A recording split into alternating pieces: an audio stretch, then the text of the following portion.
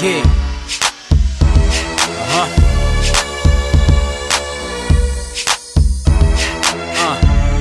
Yeah. Come on now. Okay, folks, so I showed you how to set up your name servers and forward your URL, which is your domain name, to your hosting account. Now we're going to get into the serious work of actually uploading and creating this website using WordPress. And I'm going to hand it off to Doug because he is going to take you through this whole part of the setup. So Doug, over to you, buddy. Okay.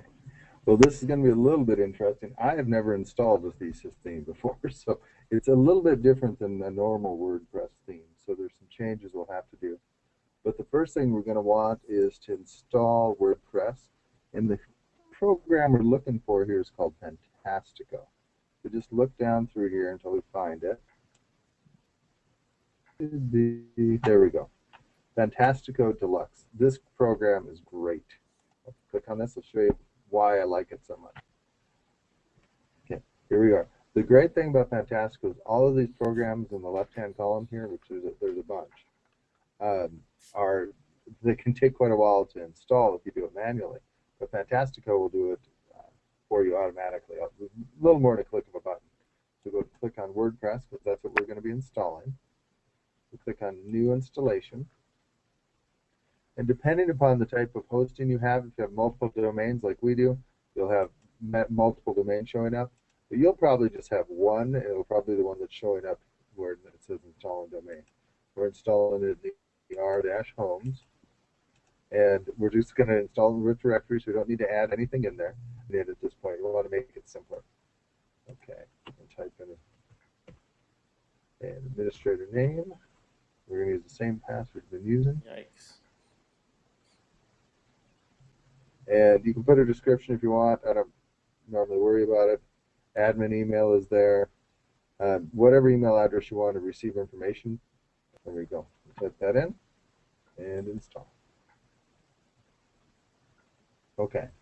Now it's created the database for us. We don't have to do that manually. I've done this manually and I don't like it. It takes about an hour and a half to do. And it's installing in the main directory. The access URL is what we're used to. www. will work as well in there. And then just click Finish Installation to continue.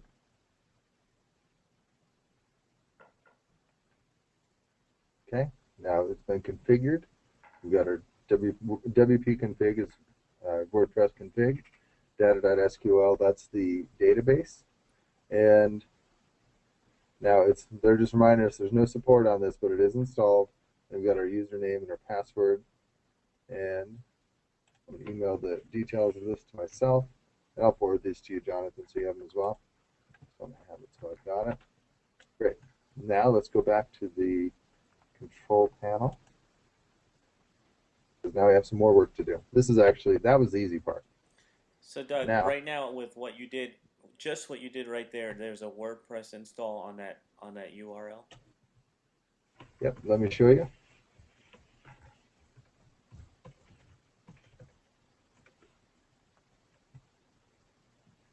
There it is.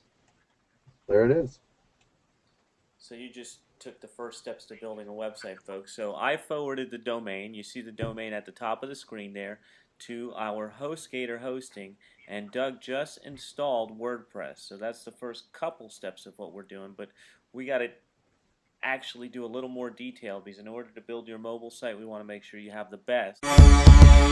Yeah.